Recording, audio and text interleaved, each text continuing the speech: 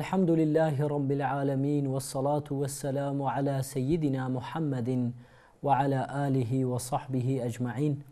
سبحانك وبحمدك عدد خلقك ورضاء نفسك وزنة عرشك ومداد كلماتك، ونسبحك بجميع تسبحات أنبيائك وأوليائك وملائكتك.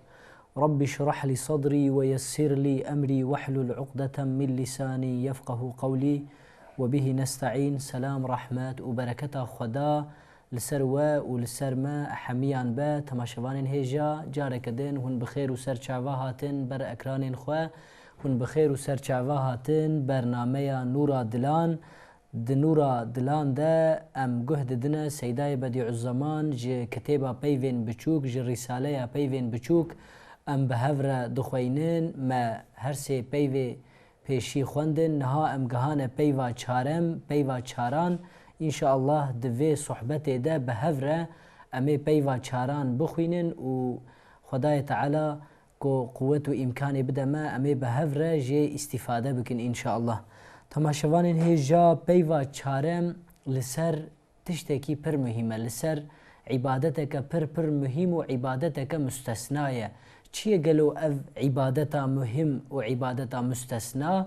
بشك او لميش او عبادتكو پیغمبر ما عليه الصلاة والسلام قوتيه معراجا مؤمنة، يعني معراجا كسي باورمنده. معراج چیه؟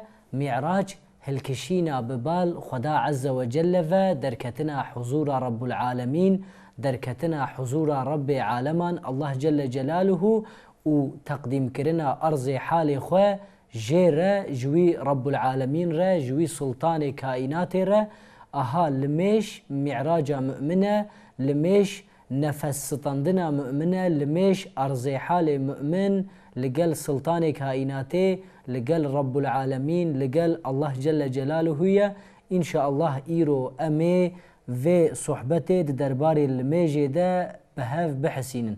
تماشوان هجا لآلیه کیدن براستی لمیش او قاسی مهمه کو هاتیه گوتن فرقا دنافبرا باورمندا و ین منکر ده، فرقا دنافبرا مؤمن و کافران ده. بوی آوائی جی براستی اهمیتا لنمیجی جبونا ما اشکرد به.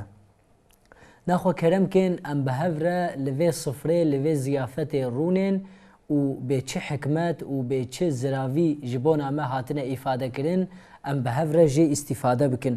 بسم الله الرحمن الرحيم. الصلاة عماد الدين. تماشوان هجا بيوا چارم بيوا چاران بوي حديث رسول اكرم عليه الصلاة والسلام